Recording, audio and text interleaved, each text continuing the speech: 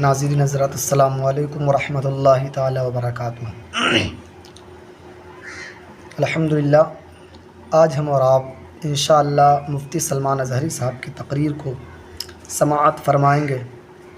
انشاءاللہ بہت ہی بہتر انداز میں ہم سنیوں کے لیے کتنا بڑا پیغام دیا ہے ربیع الاول شریف کے موقع پر۔ لہٰذا آپ تمامی حضرات سے گزارش ہے کہ آپ حضرات اس تقریر کو آپ ضرور سنیں اور اپنے ایمان کو تازہ کریں، خاص کر سنیوں کے لیے ہے ماشاءاللہ بہت بہتر انداز میں۔ یہ لیجئے سنیے آپ مفتی صاحب کی تقریر۔ اللہ سلامت رکھے مفتی سلمان اظہری صاحب کو۔ اور جو رب العالمین کا سب سے پیارا محبوب دنیا میں آیا، آمینہ کا لال، ہم سبوں کی گردنوں کا مالک محمد الرسول اللہ صلی اللہ علیہ وسلم، اس دن تو میرے عزیزوں پوری کائنات خوشیوں میں تھی۔ تمہارے حصے میں خوشیاں نہیں آئی ہیں تو تمہیں اپنی نسل کا پتہ پوچھنا چاہیے۔ وجہ کیا ہے؟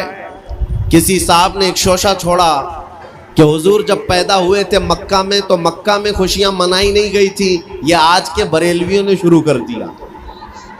لوگوں نے یہ بتانا شروع کیا حضور جب پیدا ہوئے تھے مکہ میں اس وقت تو میلاد نہیں منائی گئی تھی، یہ آج سے شروع ہو گیا ہے۔ میں ان سے کہتا ہوں مکہ میں جب حضور پیدا ہوئے تھے تب ایمان والے نہیں، کافر ہی کافر تھے۔ سب کون تھے؟ کفار و مشرکین تھے، سوائے آپ کے دادا اور آپ کی والدہ کی۔ لیکن خوشیاں منانا ایمان والوں کا حصہ ہے، کافروں کا نہیں۔ حضور جب 53 سال کی عمر کے بعد ہجرت کر کے مدینہ جا رہے تھے تو آپ کو پتہ ہے سنیو، حضور مدینہ طیبہ میں یوں ہی داخل نہیں ہوئے۔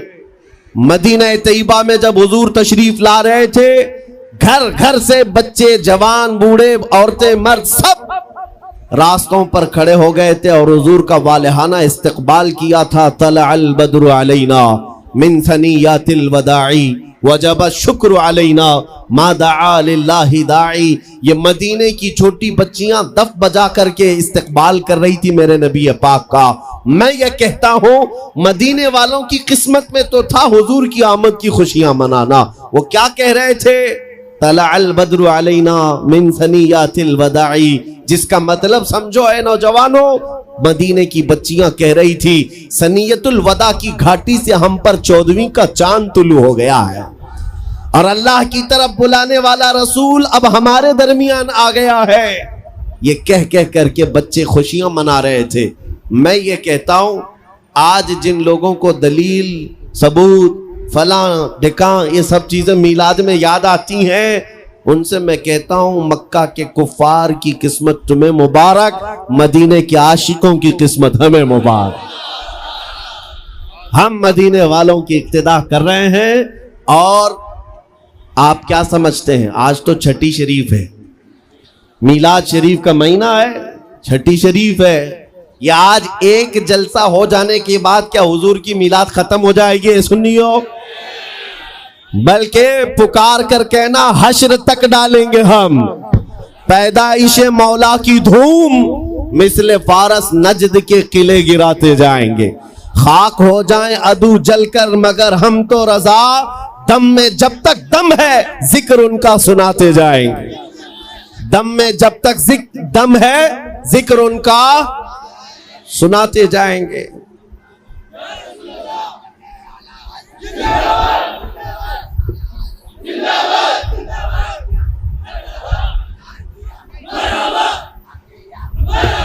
توجہ، میلاد کی محفل ہے، حضور اکرم صلی اللہ تعالیٰ علیہ وسلم کا تذکرہ۔